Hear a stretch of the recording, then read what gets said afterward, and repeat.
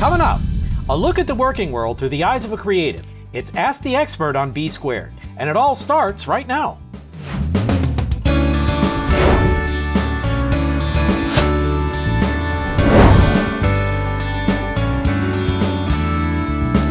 Greetings and welcome, and more importantly, happy Friday. I'm Brandon Bridges, and this is B Squared. So creatives have always kind of occupied our own unique corner of the working world, and we don't always see things the way our peers do. I guess you could say it's both our greatest strength and our greatest weakness. So I like to joke that if you're like me, and who is, and yada yada yada, but today we're joined by someone who actually is like me, another creative leader with years of experience who's seen it all and done a lot more. Let's welcome Geoffrey Colon, a creative among creatives. Jeff, welcome to you, sir. Hey, Brandon. Glad to be on the show. Very glad to have you, sir. Been looking forward to this for a while. So introduce yourself, if you would. Give us a little bit of background on who you are and what you do. Oh, geez. I mean, I'm probably, a jack of all trades, sort of a generalist that's done a lot of different things over the past, 30-some years. Worked at big corporations, big agencies, small agencies. I've run my own businesses. But all in areas of the, sort of creative marketing fields. Marketing technology to entertainment to, energy drinks. I sort of have seen and done it all, I guess. So when I said a creative among creatives, if anything, I was understating the case. Yeah, I guess you could say. I mean, I was thinking the other day, just like all the different brands that I've been able to work with, and was thinking that, I worked with Netflix, like when Netflix still shipped DVDs and what that was like, and some of the stunt and guerrilla marketing they used to do. You think about Netflix in this day and age, and they're sort of like a buttoned up company of suits. But, 15 years ago, they were like, hey, let's go do some interesting things that sort of disrupts that space as we knew it. And that was fun to work on. I worked with Red Bull when they sort of were still trying to launch in the United States. Spotify when they were launching in the US. I mean, I've worked with a lot of brands that just were small and now big, and of course, and have worked with a lot of big brands that are still big.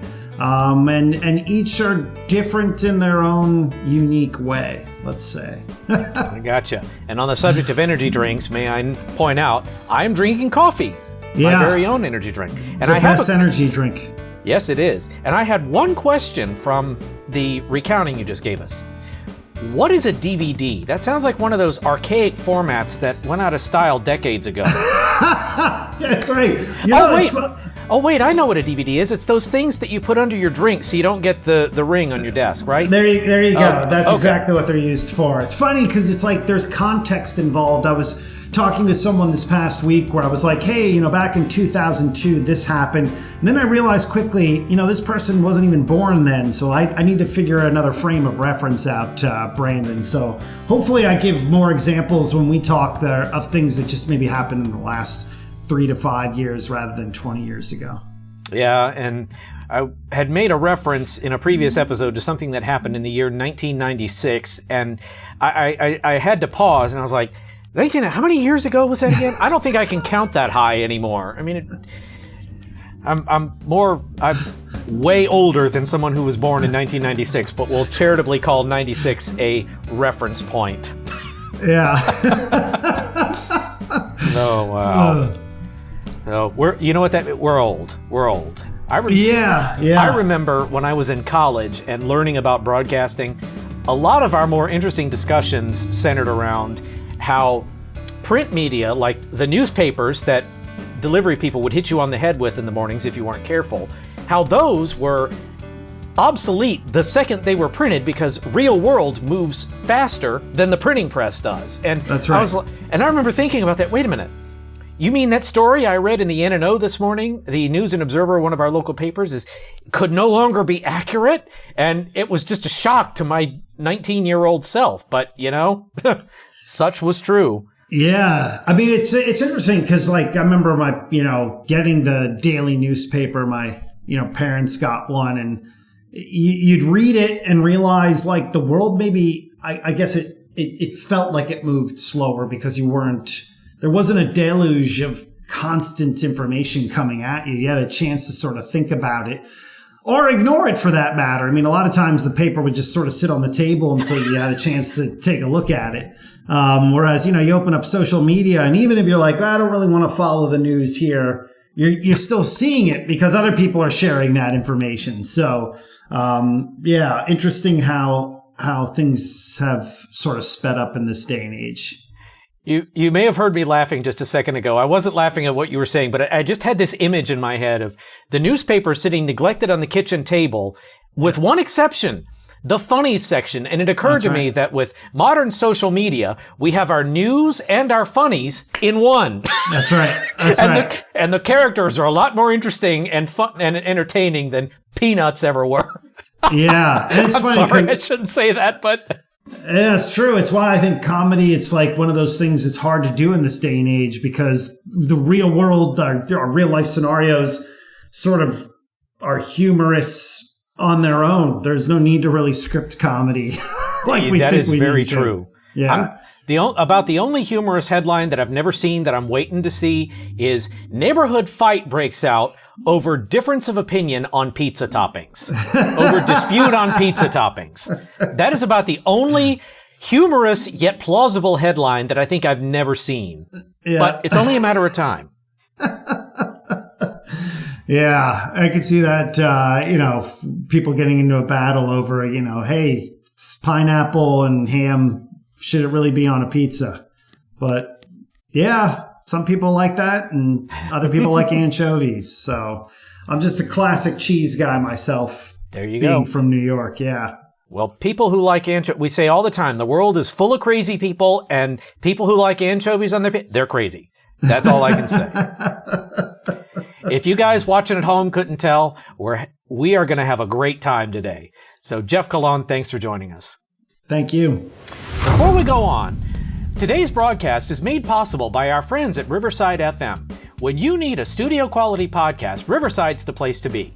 Download audio and video from every participant individually, mix and match in the editor of your choice, and wind up with the podcast of your dreams. Riverside. Better than pod people, they're the podcast people.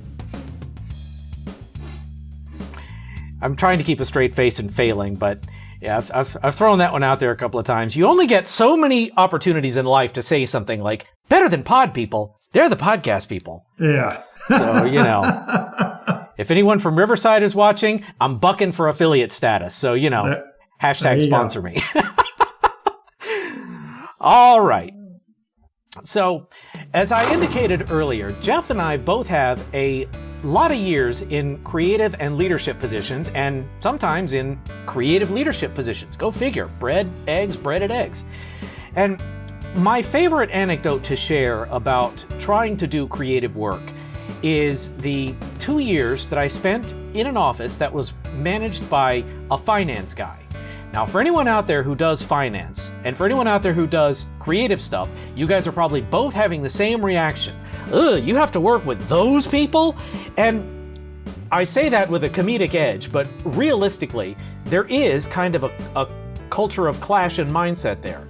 Finance people want everything ordered and precise, and rightly so, whereas your good creatives tend to employ thinking that's less constrained and, I would venture to say, less ordered. So what I wanted to kind of do today is talk through with an expert on the matter what role creatives and creativity play in the modern workplace and what creatives need in order to be successful.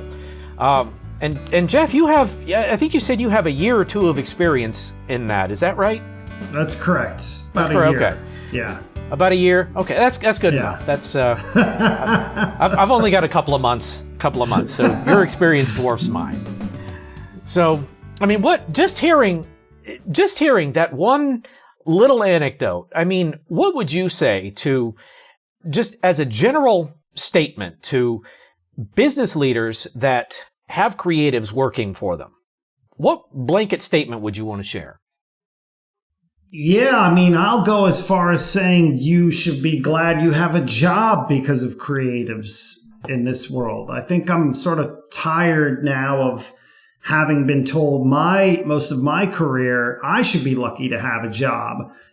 Brandon, there are no lawyers, CEOs, C-suites, accountants, finance people without creatives, because creative people actually create products or solutions. They create the media that we watch, our entertainment. They write books. They do a number of different things. We also find creatives in all of the solution areas in terms of the bridge that you may have crossed, or sort of the sort of medicine that you needed to take. So there's creatives in a lot of different areas that I think we have a tendency of forgetting about, the fact that without creatives, we don't really have the modern structure of business. I mean, one of the things I learned from my first job many, many moons ago was I had a great finance person who told me, I am lucky to have a job because there are creative people that do the work that they do. So this person was less constraining. They wanted to know that you were on budget, but they allowed the creative department to sort of do their business, knowing, hey, if I constrain this, we don't grow, we don't have a business, and I don't have a job. And I thought that was a really good lesson to learn way back when, probably in the mid-90s sometime, because that's really has sat with me for, most of my career, where, I've gone sort of head to head with some finance people who've actually said, wait a minute, we like this person because they speak our language, but I've also justified, look, your growth forecasts are all going to be gone unless we sort of enable this creativity to happen, the creative work that needs to happen, which allows our company to sort of, thrive in this day and age. And that's getting more and more competitive. It's not getting less competitive. And I think that's where it leaves us right now in 2022 in an interesting place.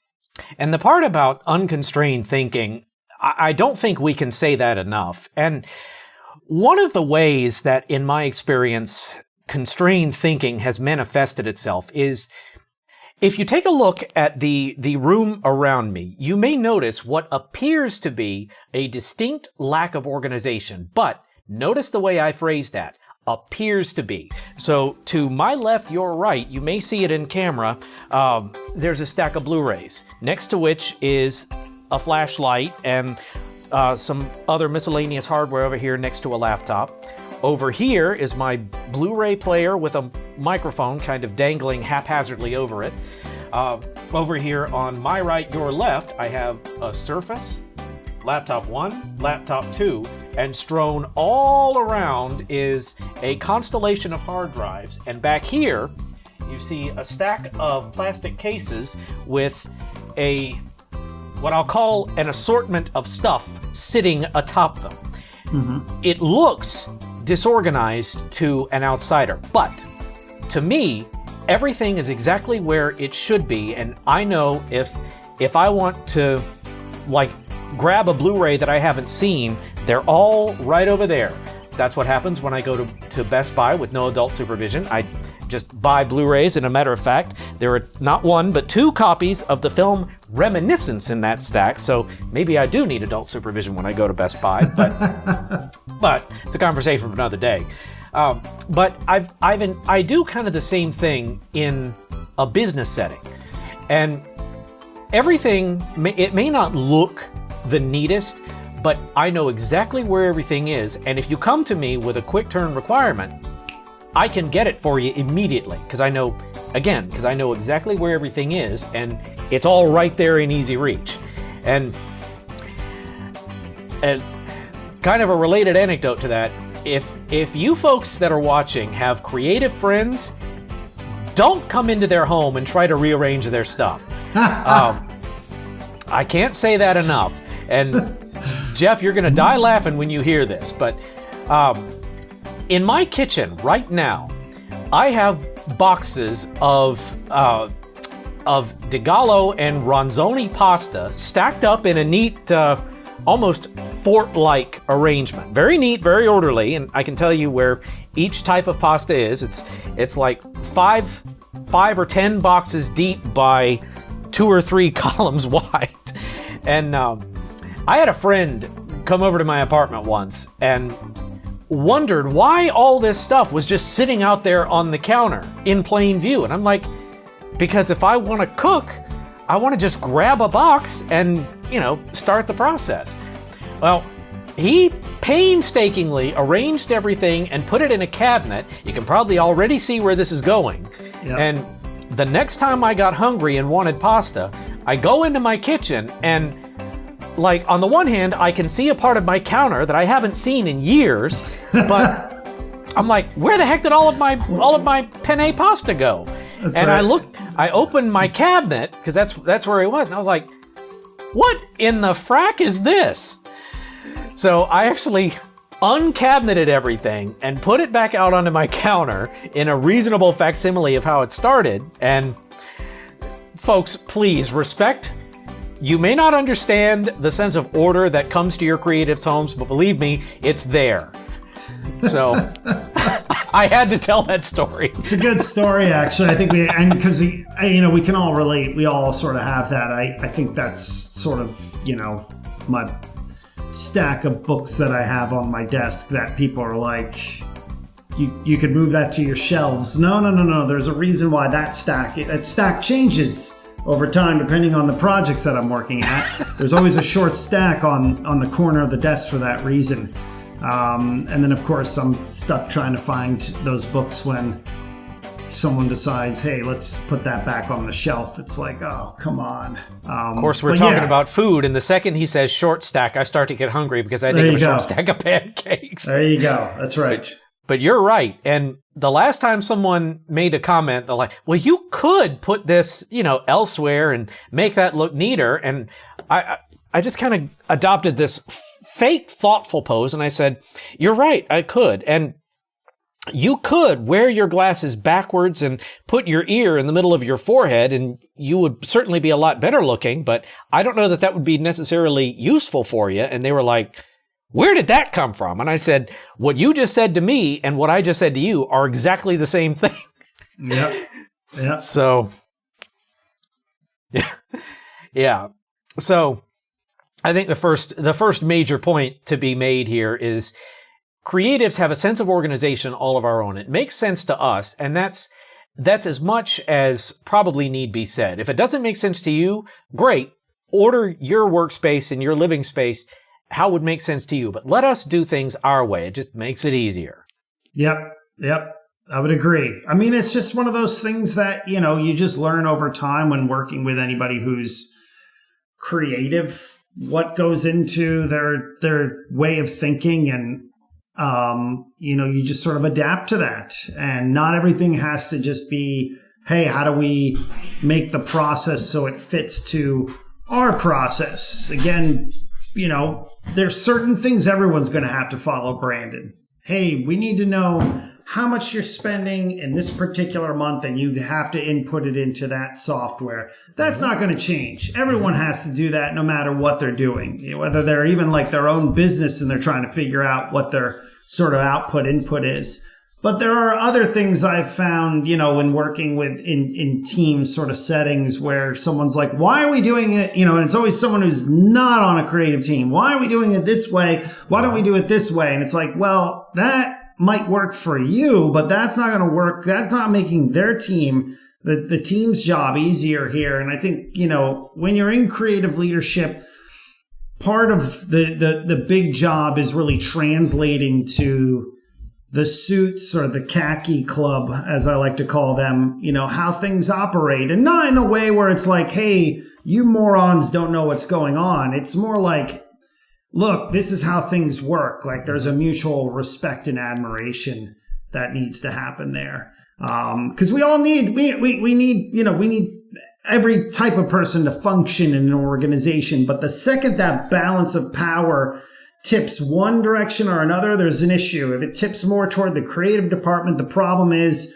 there's no order of like maybe timelines or things having to go to market. When it tips too much more toward the finance department, there's really no good creative work that comes out of it because it tips too much into we just need to get this out and show for it so we can tick the box. So that balance, I think, is necessary. We've seen that almost in every type of form of popular culture out there, in terms of, hey, how are we making sure there's a balance between the two sides that are radically different from one another? Quite right. And I'll take that a step further by saying that for anyone out there who is not a creative thinker themselves, or who's not a creative themselves, but has them reporting to you, here is one of the key things that we creatives want you to know. We absolutely want to know what your business needs are. In other words, we want to know what you need us to produce. What is the end state you want us to get to? But we also need you to take a step back and give us the freedom to define how we get there, what resources and personnel and time we need, and don't choke us with, I'm going to be kind and call it a Six Sigma type setting. Jeff, you know what I'm really saying there. That infamous Six Sigma killed innovation at 3M story, which I do want to kind of talk about. But let us define how we get there. And you can have a variation of that discussion in any environment. You could say that it's kind of a pushback against micromanagement, but at its core, your creatives will be most effective when they know what the larger business purpose is and what their role in it is, than when you try to bark orders at them from, I'm going to define this in military terms, from a tactical standpoint. In other words, when you try to tell me, all right, you made this nice cover image, now I need you to make a little logo crest, and it turns out that what you're doing is trying to get us to build a fact sheet one element at a time. So, Jeff, what do you have to say about that? Yeah, I mean, I think that's design thinking, which a lot of creatives really, utilize, is about what you said. You're defining the problem. You're not defining the solution. You're giving it to creatives to come back with what that solutions could be. And then you're sort of choosing and mapping what that is. And it's usually a best of, both worlds integration. I've never been on a creative team where we've presented an idea where someone has said, yes, we buy into that 100%. Let's go do it. It's usually we buy into that at 80%. We'd like to see 20% of this. A lot of times those enhance the creative ideas because you're like, yeah, that's good. We didn't see that. And then it comes together and it really is excellent. The issue that a lot of companies have is when they say, here's what we want, creative team, go make it. There's no solution there. It's just, as you said, barking orders. It's basically designing by committee. It is becoming something that really doesn't get to the best sort of, creative solution that could exist out there. You hire creatives to come up with really good solutions, not to map out a logo, not to not to just do visual or graphic design. I mean, the reason why a lot of the things exist in the creative world and continue to evolve is because I think many organizations now realize, design has a huge place in terms of providing massive solutions for businesses. That's always been the case, but I think there's just been more emphasis on it because of the popular influence by many companies. Apple is not a hardware company as much as it's a design company. It designs things for users. And you could say the same thing, Brandon, about a number of different companies who are really top tier. They're really using design in ways that others aren't. And I must add, you can see the companies that do not care about design or do not care about creative. Yeah. They work, but they're just awful. They're not really fun experiences, and you're almost, you almost grind your teeth when you have to use those solutions. Most back-end business software, timesheets, accounting, they're usually, you don't really want to use them. You sort of have to. You grind away at your teeth because you're like, oh, goodness, we have to use this as a solution. There's no design aesthetic in many of those. I would say, one of the biggest online retailers, Amazon is not really a design oriented company. That's not a fun experience when I have to go look for things on there. I sort of have to know what I need before I go on there. Otherwise it's like, ugh, what's going on here? And the Amazon aesthetic is spreading.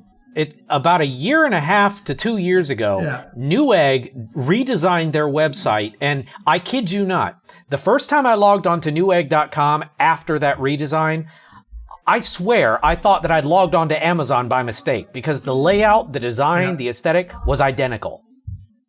Yeah, because I think what you have there is you have a lot of performance think, and you have a lot of supply chain management orientation that a lot of companies put heavy emphasis on. Don't get me wrong, supply chain management is really important to running any e-commerce business. The thing is, people shouldn't experience that on the front end. That's a back end operation that should stay sort of hidden. It's terrible when organizations are like, that needs to be on the front end. That's when all creativity and design has basically been thrown out the window, because it's like, okay, this is like designing a car where the engine is on the outside so everyone can, so you can drive around and be like, yeah, look at it. And that's a conversation I have with a lot of engineers who I have tons in my family, and I absolutely adore engineers because they build things for people. But the second you build things where it's like, let's show this off to everyone, it's like, that's where things go wrong. That's where design is supposed to sort of hide or immerse many of those things. It's like having a computer where someone says, let's design it where you can see you can see everything inside while you're using it. Nobody needs that. That's the ugliest looking computer in the world. Nobody's going to ever use something like that.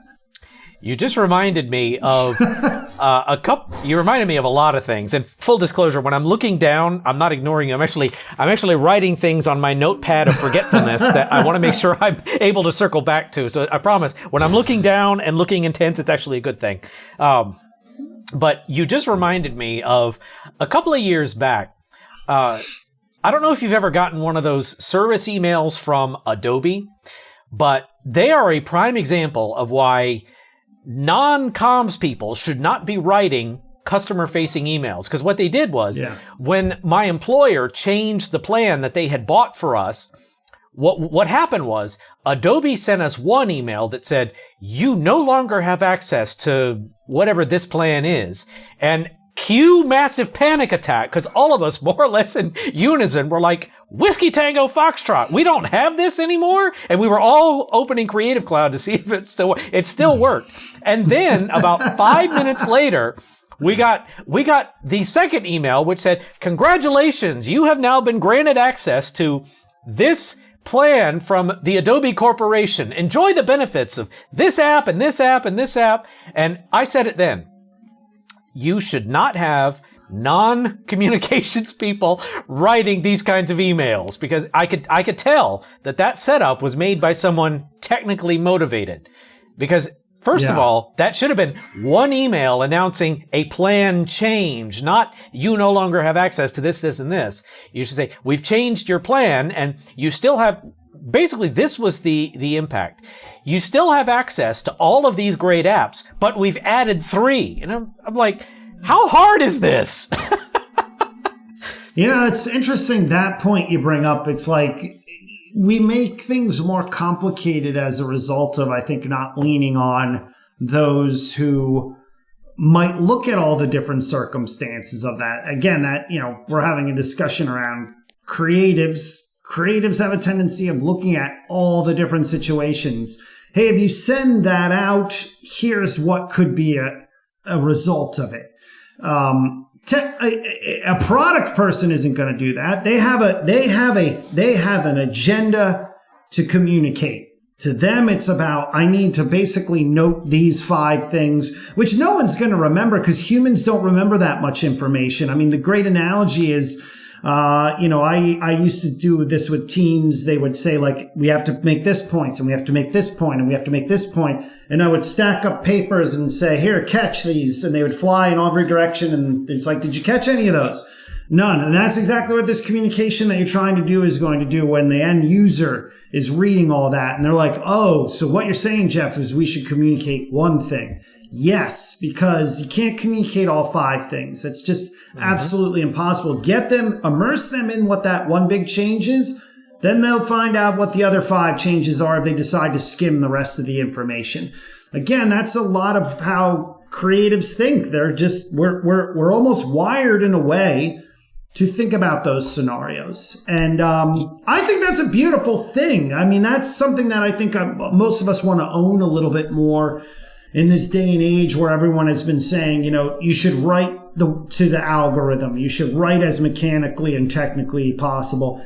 Yeah, I get that. From search discovery point of view, that's wonderful. But from a human side, you're not really giving anybody the information that they need. And I'm starting to see more of a pivot there, even though the last 10 years, I think the technical side has really ruled the business world.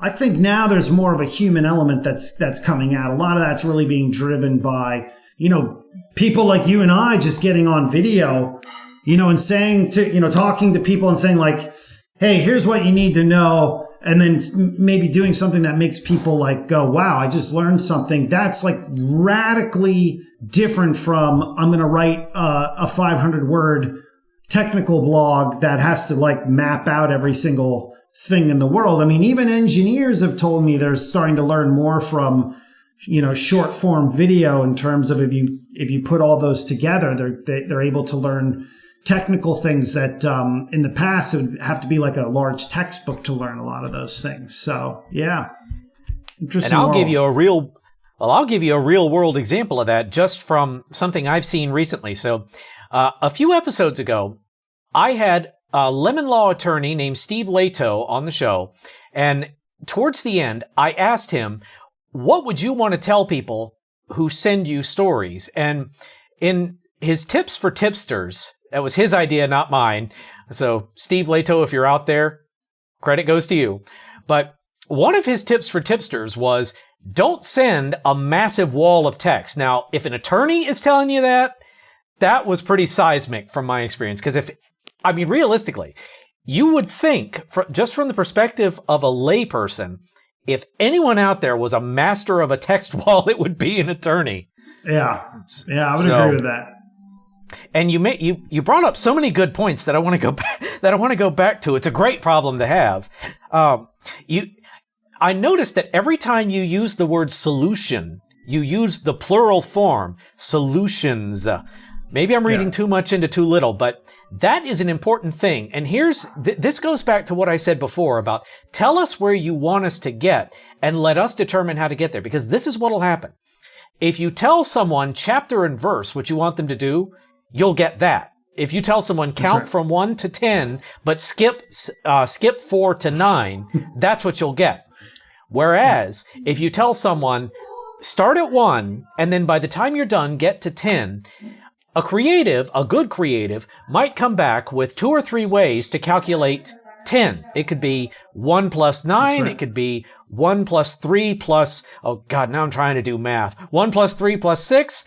I'm reminded of that scene from Clue where they were all adding up the number of shots from the gun. And my math is about as effective as that. That movie's great. You might be the first person that's name dropped that movie. I love that movie.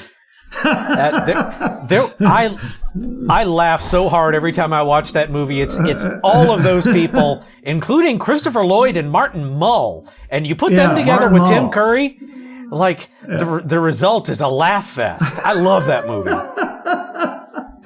Oh man, I'm tempted to start dropping quotes just to see what our favorite lines are. But if we do that, it'll turn into an episode of Laugh In combined with movie trivia.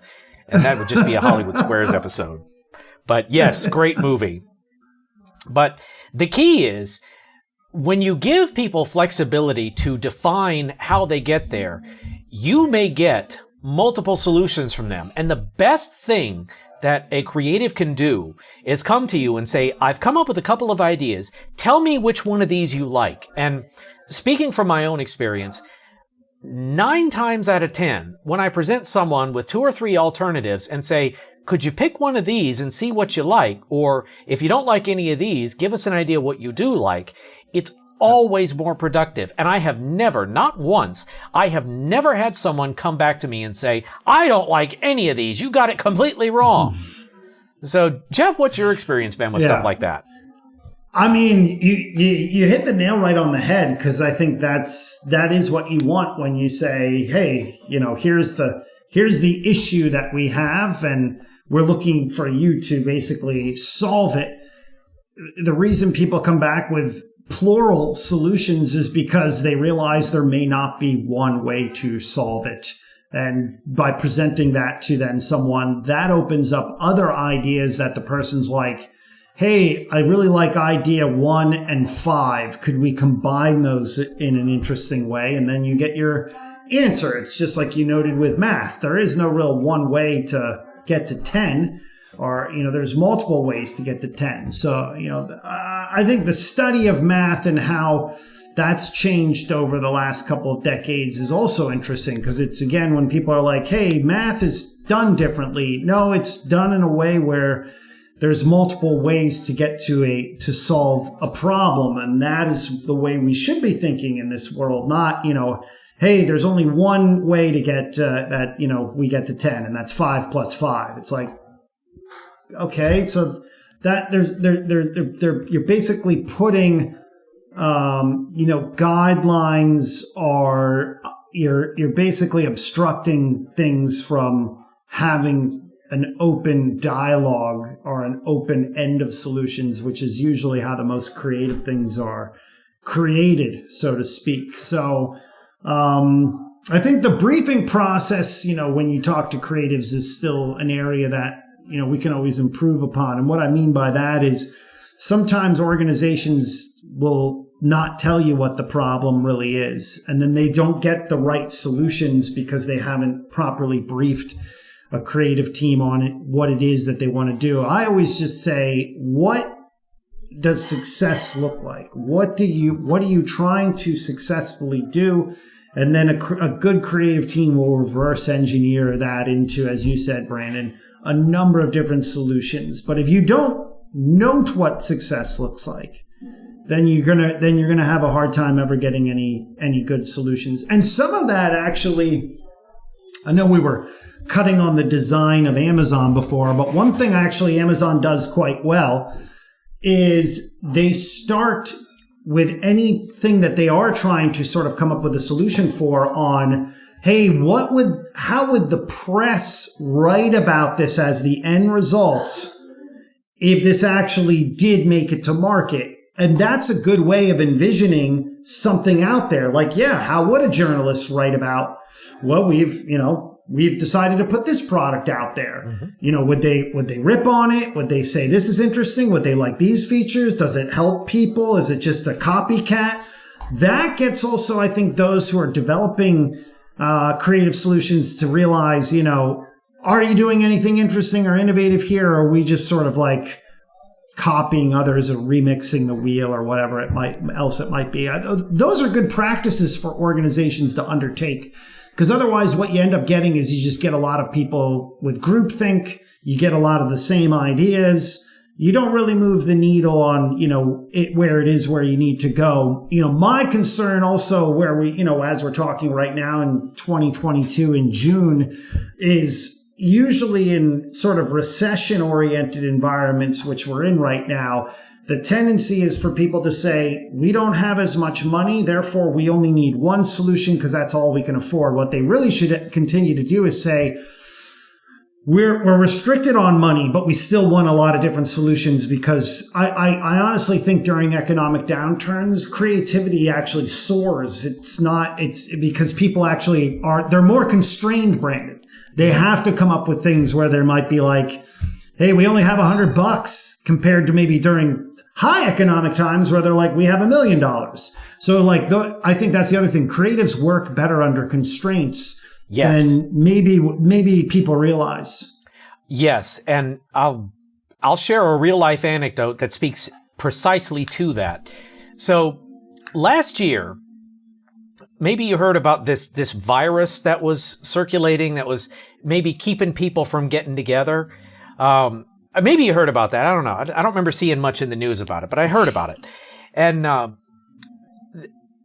as part of my job, one of the things that I was supposed to do was support messaging for Energy Action Month in October. But obviously, if we can't get together, we can't schedule an event or anything like that, which is kind of the thing to do. And we were brainstorming ideas, and I said, well, how about we do this? I looked and I saw there were 4 Mondays in the month of October. So I said, well, I'm a content creator, so why don't we create content? And what we did was I created 4 just short bite-sized videos, but they asked me, can you do 4 videos between now and when they have to be ready? And I said, let me handle it. So I did. And in the span of only I think 5 or 6 weeks, I created a logo, motion backgrounds, lower thirds, a whole 2D and 3D graphics package, and the products were ready. I picked music, picked aesthetics, fonts, the whole ball of wax, and it was all ready in time. But it was because there was that bit of pressure. Like, they're counting on me to do this, so I've got to do it. And I personally thrive when there is that element of pressure to the creative process, and that is hardly the only example, but that just happens to be the one that's most recent and that I'm most proud of. And it worked out very well. I mean, we pushed the overview video up and out, and by the end of the month, it had, on one platform alone, it had 20,000 views. And yeah, that may not be the ginormous 9 or 10 figure numbers that everybody aims for, but to quote William Shatner after Star Trek V came out, we could have done worse. So I know that's probably not a comparison that most people want to make, that Star Trek V and we could have done worse, but you know what? Five was like that. That was a terrible movie. They should have never made that. Yes, never should have made that. Never. Yes, it was. and that's why I say that's probably not the example we want to pair with a phrase like "we could have done worse," but Well, because they had to reboot the whole thing. I think after 5, they were like, "We got to bring the next gen cast in to do the movies now," because like 5 had gotten to a point where. And this was still before a lot of chat forums online, but like if they had existed at that time, I think you would have had people saying, "What the hell is going on? This is terrible. They've destroyed, Star Trek as we know it." Yeah, that was 4 was a good movie though. Yes. 4 was a good movie. Yeah. And it's interesting you should make the comment about online forums and whatnot. I'm about to dig into some ancient history here, but when Star Trek II was being written, news of Spock's demise managed to sneak off the Paramount lot while they were in pre-production, and everybody blames a certain individual whose initials are Gene Roddenberry, but we neither confirm nor deny that assertion here on V Squared. But the news managed to get into fanzines everywhere, and Paramount found themselves blanketed by hate mail from outraged fans. You're going to kill Spock? You can't kill Spock. That's right. And that's what led to the simulator scene at the very beginning, where Spock dies, and then by the time his real death comes at the end of the movie in the chamber, it's like, oh wow, we forgot all about this. This is actually an unexpected plot twist. And then one contract negotiation later, Spock is back from the dead. So, yeah. I mean, what you mentioned there actually reminds me of like why, the creative sort of relationship with who were the fans in that case. I would say the Star Trek fans, if they didn't know what they didn't know. And that can sometimes ruin creativity. Creative sometimes will say, we're going to do something radical because it actually is interesting and it might drive something that's good. It might drive something that's bad. If it were up to fans though, Brandon, they would just want everything to be exactly the same forever. That's where I didn't agree with the fans on that. I would not have been one of those persons writing saying, "Why are you killing Spock?" To me, it would have been like, where's this story going? This could be interesting. You know what I mean? Like, and I think a lot that's that, again, coming back to our discussion here, like, we have to keep all opportunities and possibilities open to us. That's what good creatives do. Poor creatives are others who sort of just say, no, we need to do it a certain way. That's when things just basically go into the boring lane of life. Yeah, you're absolutely right. And with that, I want to point out something else when it comes to creatives, and that is, we touched on this a little bit before when it comes to like physical organization, but you have to give creatives the freedom to kind of be their own people. Like, for instance, when you look at me, I chose this outfit deliberately. I mean, this shirt is the same shirt that I wore to work today. But when you look at me, you'll notice I've got a very loud and brightly colored shirt along with a sport jacket. And again, this is exactly the outfit I wore to the office today.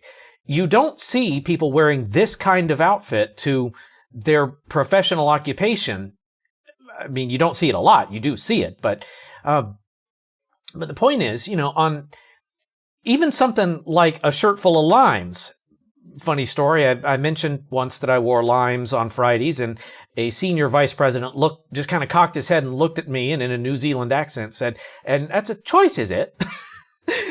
Thinking that I meant physical limes, not printed limes, but you get the idea. But I've worked in places where even this kind of business casual attire would have been frowned on because limes, and it's brightly colored, it's distinctive, it's unique, and it's out of lockstep with business expectations. But it's the sign of someone who is a little bit expressive. And like it or not, you have to give your creatives the opportunity to breathe a little bit. I mean, Jeff, what do you think? Yeah, I mean, like that's like a dream scenario for all creatives is, space. Give a little bit of space, but then also at the same time, what's the deadline going to be? I think creatives actually do well under deadline pressure. This is the reason why shows that are challenges that deal in fashion or cooking, Top Chef, Project Runway, have timed challenges, because if it were up to most of us, we would work on creative things forever and constantly try to revise them until they were perfect. But the good thing about having sort of like, hey, you got 1 hour on the clock is we gotta reach a resolution if we're going to get anywhere with this. But the good thing is, hey, you have that space within that next hour to do whatever you want to do. But then, you got to hand in the final thing within the hour. There's a lot we can learn there. I never thought I could ever learn anything from reality television, but that is one big takeaway that I have learned is like, oh, hey, they do have the space. They have the freedom to create. But then, they do actually have a finite time. There is a deadline, as we like to say, that we have to get to. Because, I mean, you and I know creatives would work on something forever. And that's why studios say to many creatives, this is due as a first draft on October 1st. Because otherwise you're going to have that team just constantly scripting and re-scripting. Hey, this is why we've booked the production team and we're going to shoot within these dates. We don't have extra time. We have a finite budget. Yes, creatives, sometimes we can get upset about the fact that, hey, what's going on here? Why do we have to sort of work to what the finance team is saying there? I don't think that's necessarily a bad thing when I would rather have a team saying, come up with any creative idea you want to, but you do have like the restriction of it has to be done by this particular time. I think that just keeps you focused as a creative. And you see me laughing because you reminded me again of a particular experience of mine from quite a long time ago. You don't know how right you are when you say that a creative, unconstrained by deadlines, will work on something ad infinitum.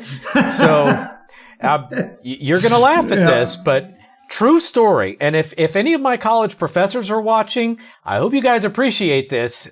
But in my exaugural semester of college, and you may have seen this on my YouTube channel, my exaugural project was an educational documentary, as it were, called Behind the Screens Narrative Paradigm. It was an episode of my series, Behind the Screens, on the topic of narrative paradigm. It was basically teach the class on a half hour for the topic that you draw out of a hat. Mine was narrative paradigm.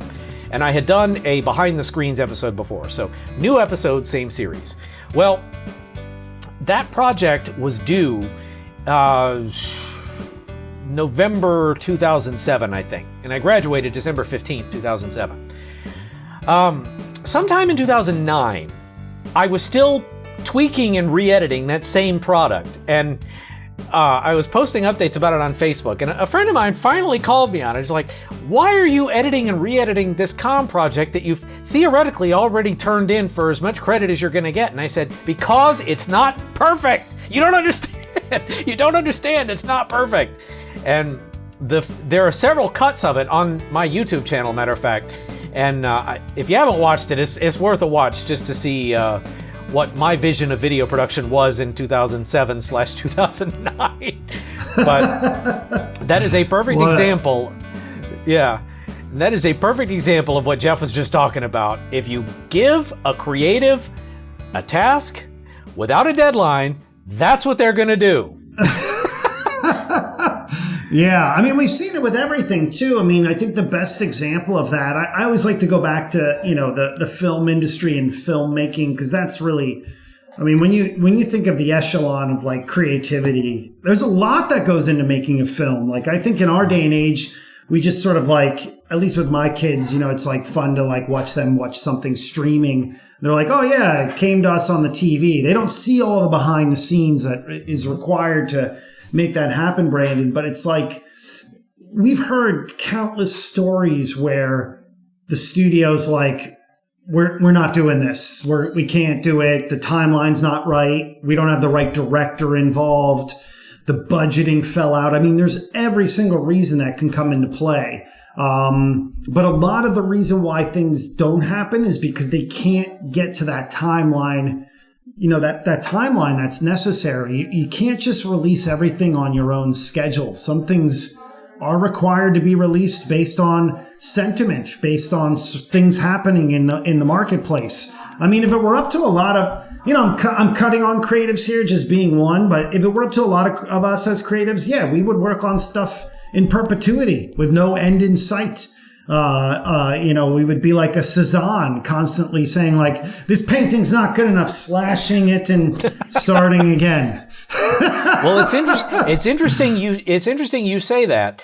What would you say about, first, I know I'm about to get laughed at by everybody in the audience, but I'm going to use the example anyway because it's a perfect example of what Jeff just described. Are you familiar with the backstory of the first Sonic the Hedgehog film with Jim Carrey? No, I am not. I'm always curious to learn more, but I did not. I don't know anything about that. So, full disclosure, I haven't actually watched the movie, but there's a production story that ties into what you just described. So, when the first production art and trailers came out for the first Sonic the Hedgehog movie, fans revolted, like openly, because they hated the design. Yeah, I mean, speaking for myself, I grew up in the early 90s, and I remember the good Sonic the Hedgehog show from Saturday mornings, and I remember the crappy one from NBC.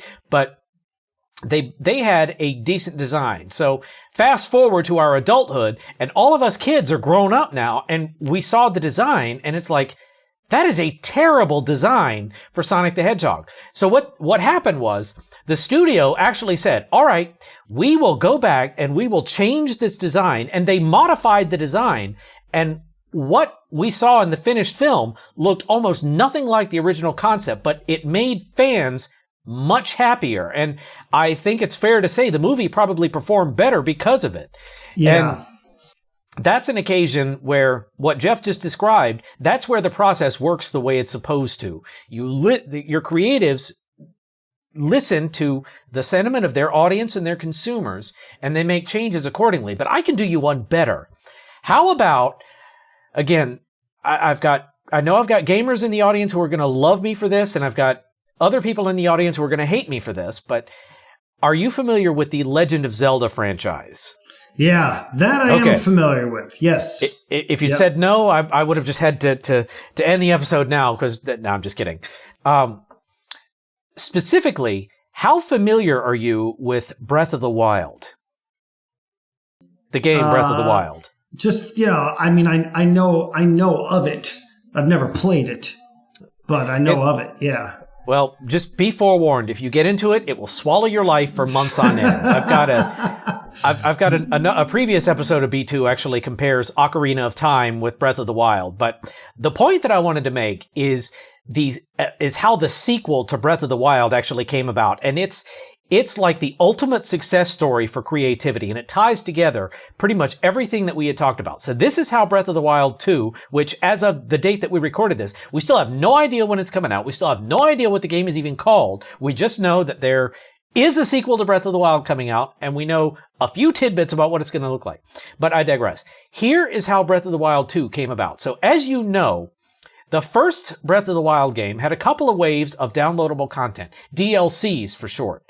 And Breath of the Wild 2, as I understand it from what little we've been able to glean, happened because the creative team behind the Breath of the Wild DLCs had so many ideas that they could have created an entirely new game, and that's what they did.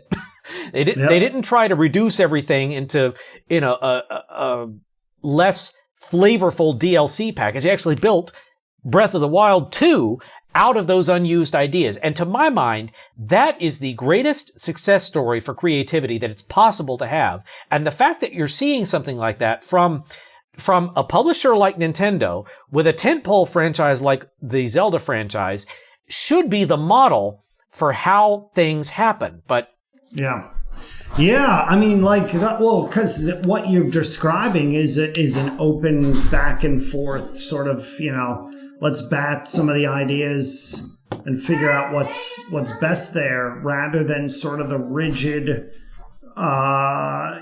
top-down way that we've seen some creative work over the past, 3 decades in the business world. It's interesting because most of the bad ideas are usually things that someone says, this is going to work, this is what we're going to do. I'm not taking any feedback from anybody, and this is how it's going to happen. Quibi is a good example of that failed, thing that, hey, everyone's going to watch, content on their mobile phones. I mean, I remember that. A grand example of, a leadership team that had a very big background in the creative filmmaking world, but didn't really want to listen to others who said, this idea might not work in the way that you want it unless you make adjustments to it. And here's the adjustments you should make. And Brandon, that's the interesting thing. If you make those adjustments, it doesn't necessarily mean things are going to be successful, but you're more open to the fact that, okay, we got to make some adjustments. And some of these companies may have survived. In that case, a company that was in and out of business in 5 months.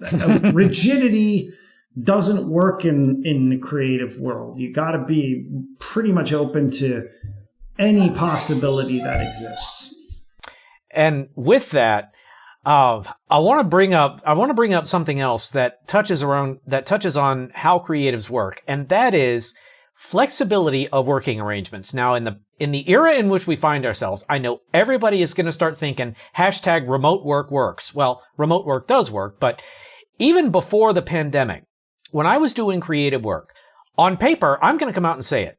On paper, I'm a terrible employee because this is what my average workday looked like. In the workplace physically, I would basically come and go as I pleased. I would not adhere to an 8 to 5 workday. I would listen to music or have YouTube playing on a second screen while I was working. And, I would, if I didn't feel like my creativity was flowing that day, I might work at a more sluggish pace. And if I was waiting on something to render, forget me being in the office. I mean, if I was there, basically all I'd be doing is sitting back going like this, which does no good for anybody, and it's not a good look. But this is what, and my bosses hated it, but this is what nobody saw. On the drive in and on the drive home, my mind would not let go of the business problems that were in front of me. Like I would be clawing at something the entire day, and the solution would come to me on the drive home. At night, I would have to this day, I have a Microsoft Surface just off camera to my right, your left, and that Surface to this day does nothing but serve up email. So when I get an email, no matter what time of day it is, I will see it as it comes in. And the reason I do that is, hey, if I'm aware that there's a problem, I can start thinking about it and trying to work through it. And what you also don't see is time on the weekends. Like if I'm gnawing on a problem that I can't figure out during the week, like if I'm trying to figure out a complementary color for 255 by 192 by 0 yellow, and I can't do it, and that is a problem I've faced. That is a problem I've faced before.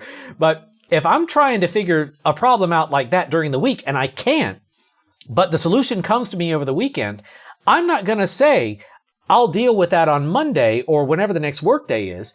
I'm going to work on it right then and there and churn out a good solution, or at least what I think is a good solution, when I have the inspiration. And I might, right then and there over the weekend, I might send an email that says, hey, look what I came up with.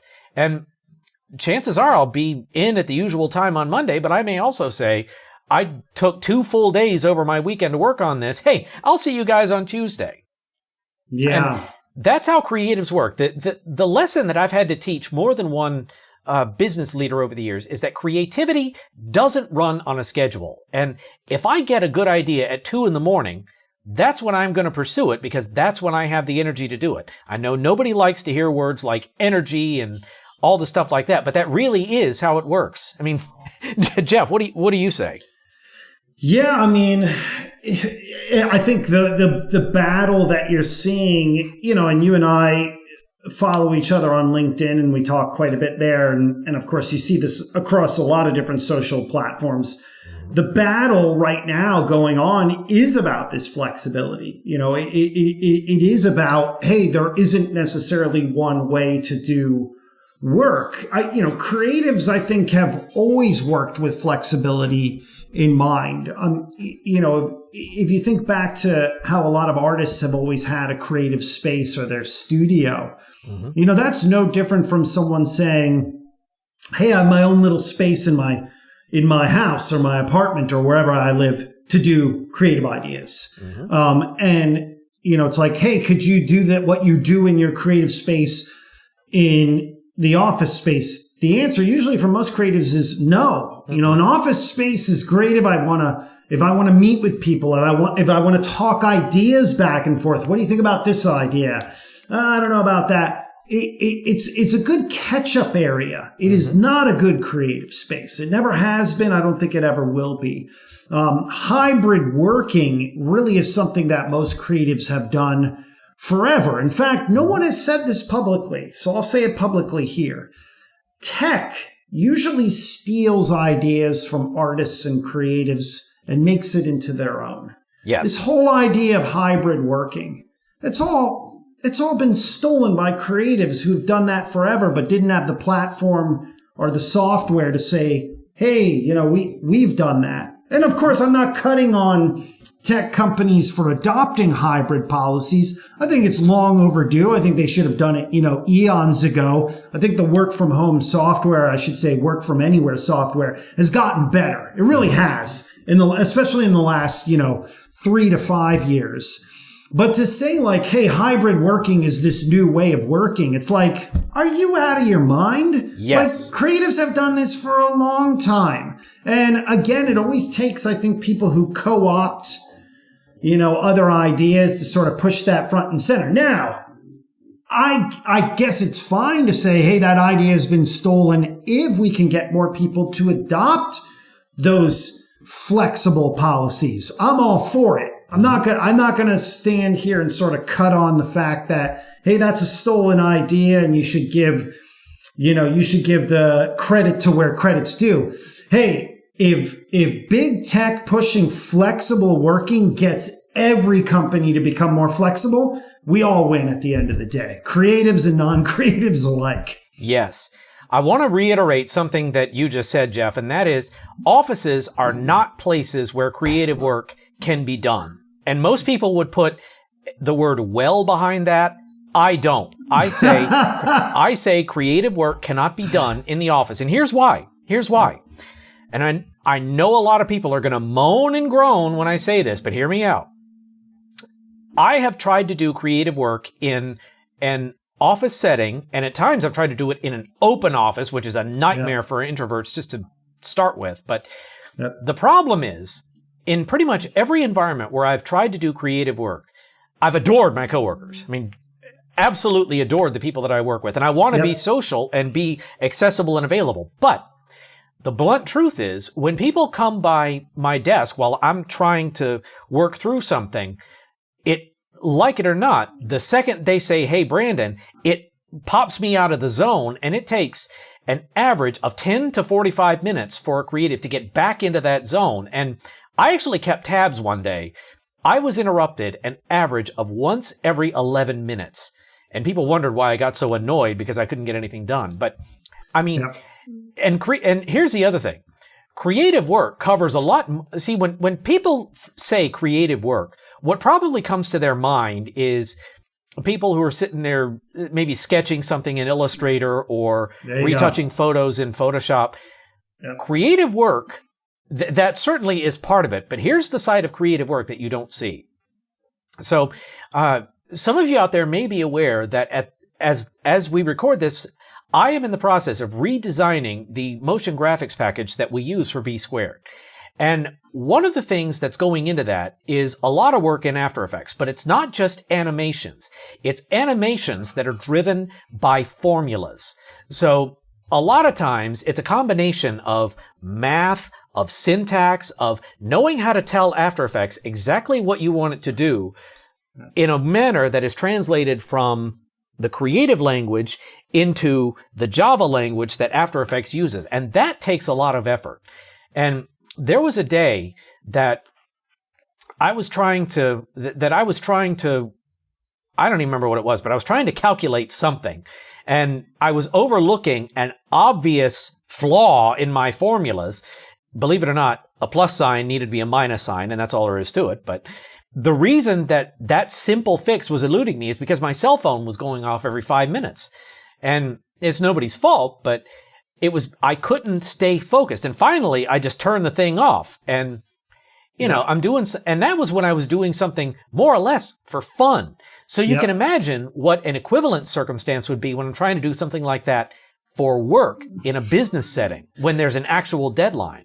Yeah. And there have been times when I've struggled so much to get through one day's work trying to write out formulas like that I've actually had to come home and take personal time to make it happen. And creative work does involve a lot of focus and concentration. Jeff, am I right or am I wrong? Yeah, you're absolutely right. I would say 90% of creative work is deep work. I mean, this is why Cal Newport wrote a book several years ago, which at first I disagreed with, but now I agree with it, which is, he noted social media is a distraction. And I was like, what do you mean it's a distraction? But he's right. He didn't say you shouldn't use social media. He was saying you should try not to have it on when you're actually trying to focus, because it's just going to be something that distracts you. If it's something that you use in downtime or to watch, maybe to get some inspiration, he was all about that. But a lot of times what ends up happening, Brandon, and we've seen this in professional settings, is you're in an office setting. It's loud. There's tons of people everywhere. It's an open office setting. You have to wear headphones. So people think you're antisocial, but you're not really antisocial. You're just trying to focus. At the same time, you have a bunch of tabs open. You're trying to go back and forth on things. Your boss comes by, asks you where this is. You're like, okay, I have to put this away, and I do that. And before you know it, what people don't realize is for every distraction that you have, it takes 20 to 30 minutes to get back into a deep zone. Mm-hmm. Creative work is all about flow, and flow requires the least amount of distraction as possible. This is why I think when creatives get out of the flow, the thing they like to do the most is actually just sort of relax. That's almost a feeling of what you would call, it's very similar to a pro athlete after they've performed. What do? They hydrate and they sort of get their breath because they've just expended a bunch of energy. The same thing happens in the creative world, except instead of drinking Gatorade and trying to get your breath back, you might be like, I'm just sort of going to sip something for a bit and sort of like reflect on what it is that I've done. Now, in our performance theater world of work, you're lazy if you do that because you have to constantly be working and proving yourself all of the time. And, I think it's finally time to sort of call those people out as just, they don't know what goes into this type of work because they've never done it themselves. And I think to have them sort of cross over into understanding, hey, this isn't laziness. This is just the way that we work. And it actually should be the way everybody works. Let's say you're in a spreadsheet and you're stuck in that for hours on end. You'd like to come up for air too, and you probably would be like, I need to go get a drink of water and just get my mind off things. So I think creatives actually have a way to influence the next sort of decade. I won't say next 100 years because that's too long of a period of time. Let's just take things in like 10-year increments. But I do think creatives have the ability to influence the next 10 years of work, which is what we're seeing, Brandon. Like the last 10 years in the 2010s, it was all about where are your timesheets? Are you at your desk? Are you attending these meetings? Can you cross all these things off a list? It was very much around performance theater. I think better companies now realize, no.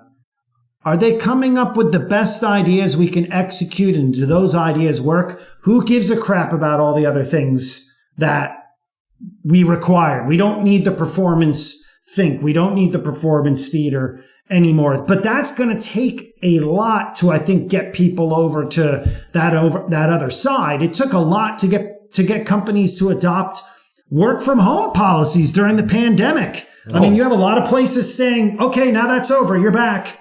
And you're back 5 times a week. And guess what? People are now calling that bluff and saying, hey, great. While you're back there, enjoy yourself. Wait, what do you mean? You're not going to join us? No, I'm out of here. And that's what a lot of people are doing. They're finally using their vote of walking away from those scenarios because they want to do the best creative work that they can do.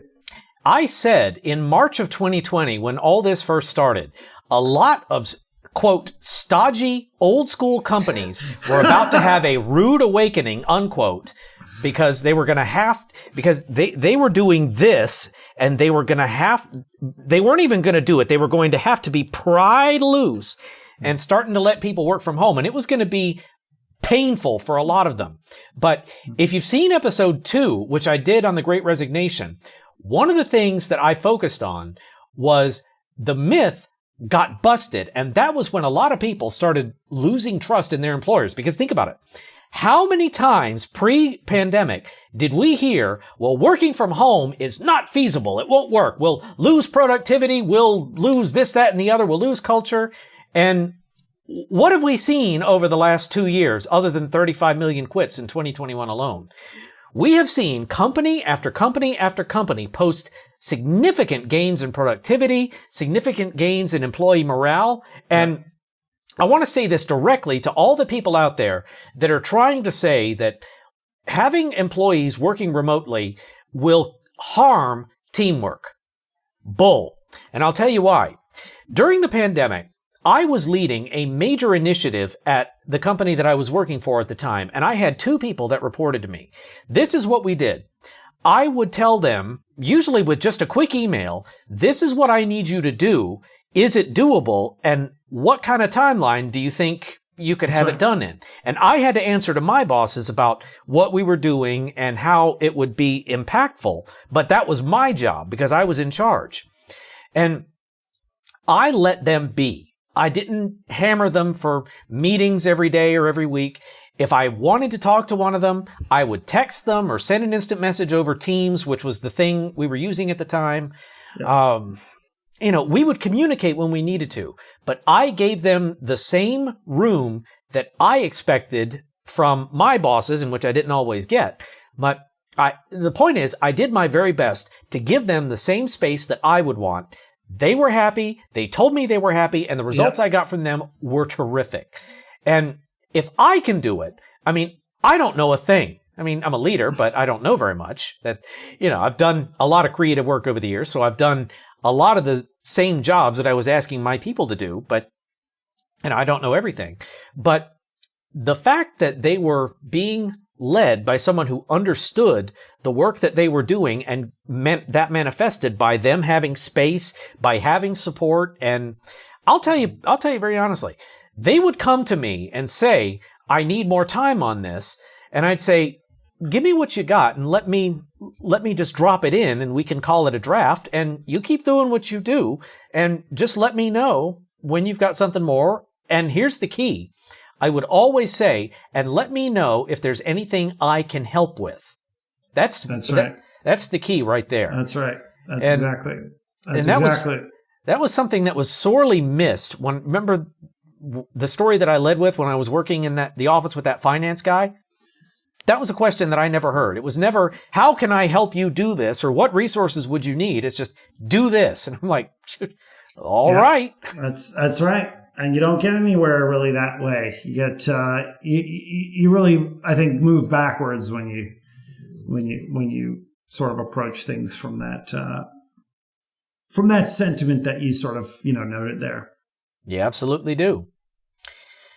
Well, we are almost out of time, but this has been a fantastic and fascinating discussion, and I have thoroughly enjoyed it.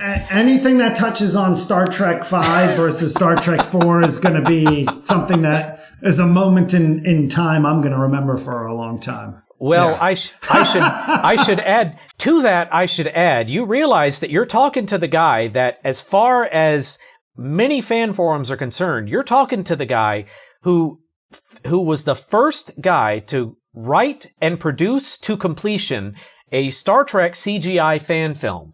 I don't know if you've ever heard of the Star Trek Spectre trilogy, but that's me.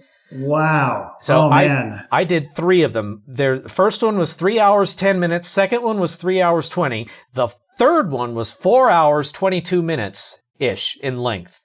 So I love it. I mean, that's the thing. You can get caught all day talking about, whether, anything that you're sort of a fan of. And trust me, there's people can be fans of everything nowadays, which I think is really fascinating. But like, we could talk all day about all these things. I think that's why a lot of creatives get drawn to being fans of things as well, because they themselves are like, how did they build that? How did they build and shape that story?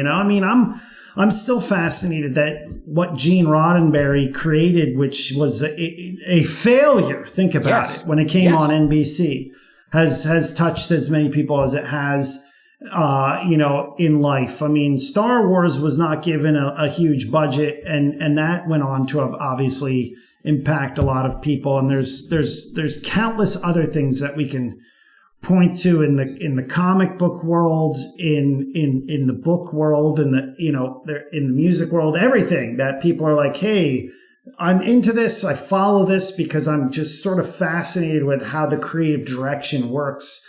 So that's another thing we didn't touch on, but I think that's creatives play in that sandbox as well. They're not just like, hey, I do this for a living. They're influenced by lots of different things around them. I think that's the way I've sort of approached life as well. I think, things are exciting when you're introduced to lots of different things, a lot of variety in life. And the good thing is, B Squared is going to keep on and on and on. So there will be plenty of episodes and plenty of opportunities for us to revisit those topics. And for folks out there, we have just barely scratched the surface on this. Trying to talk about creatives and creativity is something that between the two of us, we could probably go on about for days. So, So if you had one thing that you would want to say to creatives out there at whatever business level they're at, what would it be? I think the thing that I can now say, just looking back on sort of a 30-year career, is to not get so frustrated when you're like, well, let's say this. If you're early in your career, don't get so frustrated over the way things maybe are sketched out for you. I was that way, thinking this is terrible, and nothing is ever going to change, and we're just going to have to do. And what you realize is that things actually, can change, and they do change. I mean, there's a lot of things that are really different from when I entered my career, which I think is interesting. So I think, if you're a younger creative, just be open to the fact that, it's good to note what you want to change and try to push for that change, and not get so caught up on, oh yeah, nothing's going to change. Like all these, old fogies run everything and they don't know what they're talking about. And I realize now, that was just sort of me being, I guess, young and immature. I think the thing for all creatives, regardless of where they are, is like just, not to not to lose their curiosity, factor. I think when you're in the world of business and you're a creative, that that people are always trying to take that away from you, like, oh, stop asking as many questions as you're asking, this is the solution that we want, just do it this way because that's the way we've always done it. I hate that phrase. I hate that saying. Creatives should be basically the nonconformists and the rebels and whatever other term that we use, but they should be that, not because they're trying to make things difficult for an organization. They're actually trying to enhance it and make it better. I think creatives will be the first to tell you, if like you use the analogy of, you have a bunch of people in a vehicle.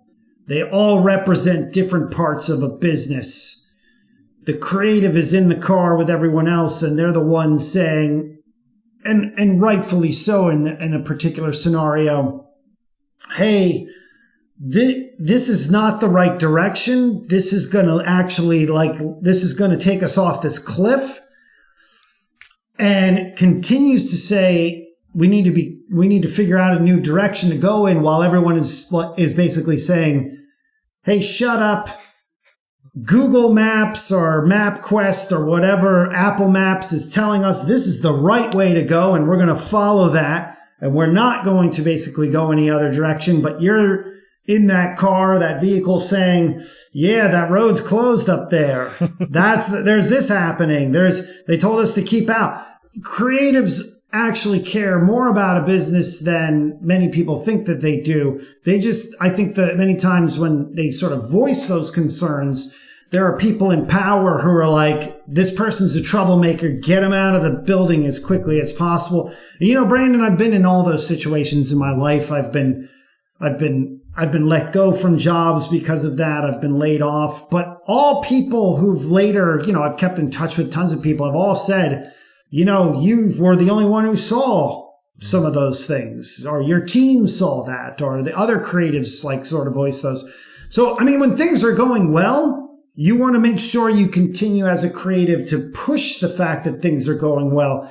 But when things are not going well, you want to sort of be the first to say, hey, here's how we could do it better. And not worry so much about sort of the authority that's telling you, hey, stop speaking truth to power. I think creatives, add that element to business that's needed more than ever, before, especially in sort of the current scenario that we're in. And the synonyms for creatives that you used, I think all had sort of a negative connotation to them, but I think you left one out that describes just about every creative I've ever known. Innovator. Yeah. Innovator. Yeah. I think like a lot of times creatives aren't even thinking of innovation as much as like, let's do stuff that's interesting. And that leads to innovation. I think sometimes when people are like, we need to be innovative, it's hard to really be like, well, how are we going to be innovative? Like, the way of thinking is, how do you do things that are interesting and different? That's usually what leads to innovation, is people seeing different disparate elements and saying, hey, I've reconfigured this, and this is sort of what we should should do. Also, creatives are very drawn to challenges where many times, and this is, advice I want to tell everyone watching, don't let people second guess the things that you want to do because it is a challenge. Like, you take a job somewhere that someone's like, why would you want that job? In a creative's mind, they know why they want it. There's a challenge there that they internally want to figure out if they can do it. They're not driven, Brandon, by external validation. They could care less if someone's like, hey, stop, why are you doing that? Why did you go to that company? Why are you doing those things? To them, it's like, I want to see if they actually want to see if they can do it. Mm-hmm. And that internal validation is the whole reason for our existence or our being is if we can actually do those things. Again, not to get a trophy, not to be on some list. It's like, hey, I tried that and I was able to actually enact change. Or in the case of many creatives, hey, I tried that. I really failed, but that was a really interesting, learning lesson for me that I'm going to apply to what I do next. I think creatives are very much risk takers in a world that's just become so risk averse that they're seen as dangerous, but we need them more than ever in a world that sort of just wants to subscribe to, do what the machine tells you what to do. To quote James T. Kirk, risk is part of the game if you want to sit in that chair. Sorry, I had to. Oh, well. Those were some awesome and very wise words, Jeff. Thank you very much for that. Hey, thank you, Brandon. Appreciate it. Yes, sir. Now, for more from Jeff, give him a follow on LinkedIn and connect with him if you want to. He's always got some great stuff to share, and he's responsive too. For someone with so many followers, I gotta say, Jeff is extremely responsive and interactive. So go give him a like and a follow, and like I always say, tell him B Squared sent you. Well, that's all we've got for you, but as always, thanks for tuning in. Until next time, this is Brandon Bridges reminding you the best way to be is B Squared. We'll see you next time. Bye-bye, everybody.